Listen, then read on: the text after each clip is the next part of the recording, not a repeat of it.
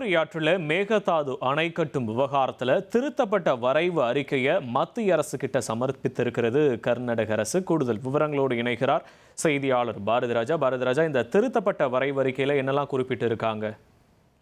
கண்டிப்பாக முதல்ல 2019 ஒரு அறிக்கை சமர்ப்பிக்கப்பட்டது. 9,000 கோடி மதிப்பீட்டில் மேகதாது அணை திட்டத்துக்கான விரிவான திட்ட அறிக்கையை கர்நாடக அரசு மத்திய அரசுக்கு சமர்ப்பித்திருந்தது. இந்த திட்ட அறிக்கை நிராகரிக்கப்பட்டதாக சமீபத்தில் தான் பாராளுமன்ற கூட்டத்தொடரின் போது மத்திய அரசு தெரிவித்திருந்தது. இந்த நிலையில திருத்தப்பட்ட, அதாவது ஏற்கனவே நிராகரிக்கப்பட்டதிலே அது எந்த காரணத்தால் நிராகரிக்கப்பட்டதோ அந்த திருத்தப்பட்ட முழுமையான திட்ட வரைவு அறிக்கையை மத்திய அரசிடம் கர்நாடகா தற்போது சமர்ப்பித்திருக்கிறது.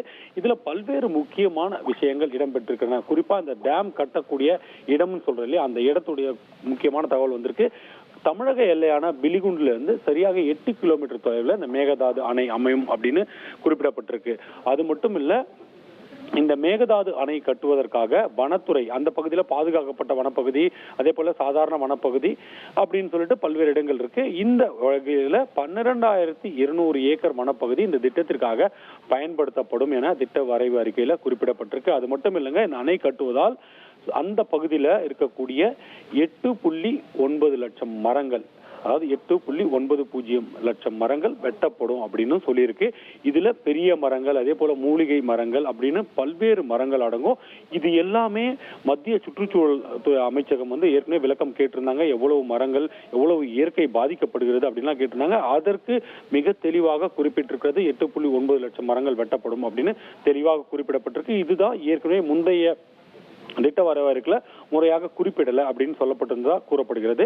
இந்த நிலையிலாம் இது தெளிவாக குறிப்பிடப்பட்டிருக்கு. அது மட்டும் இல்ல, வனத்துறையிலிருந்து இப்ப பெறாங்க இல்லையா 12,200 ஏக்கர், இதற்கு மாற்று இடங்கள் வழங்கப்படும்.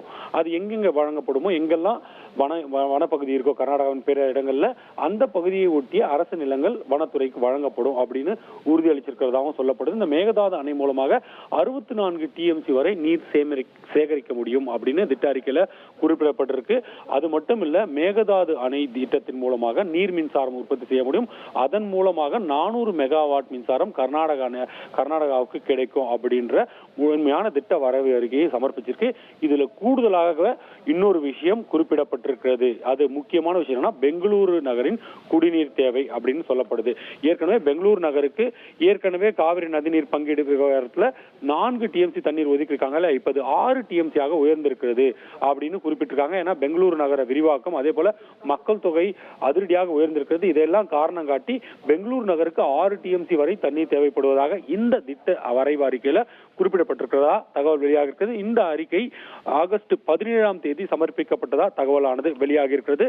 ஏற்கனவே இந்த திட்ட வரைவு அறிக்கையை 14ஆம் தேதி அல்லது 13ஆம் தேதி சமர்ப்பிப்போம் என கர்நாடக அரசு சொல்லியிருந்த நிலையில தற்போது இந்த திட்ட வரைவு அறிக்கையானது மத்திய நீர்வளத்துறைக்கு சமர்ப்பித்திருக்கிறது கர்நாடக அரசு. இதுல முக்கியமான விஷயம் பார்க்கணும், ஆகஸ்ட் 20ஆம் தேதி தென்மண்டல முதலமைச்சர்கள் மாநாடு நடைபெற இருக்கிறது.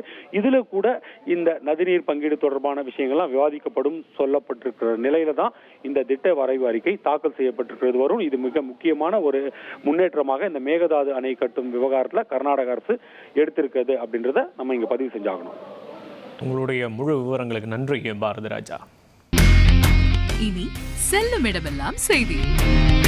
தந்தை டிவியின் வாட்ஸ்அப் சேனலை ஃபாலோ பண்ணினா செல்ல இருக்கும் இடமெல்லாம் செய்தி. இதோ QR கோட் இப்பவே ஸ்கேன் பண்ணுங்க, ஃபாலோ பண்ணுங்க.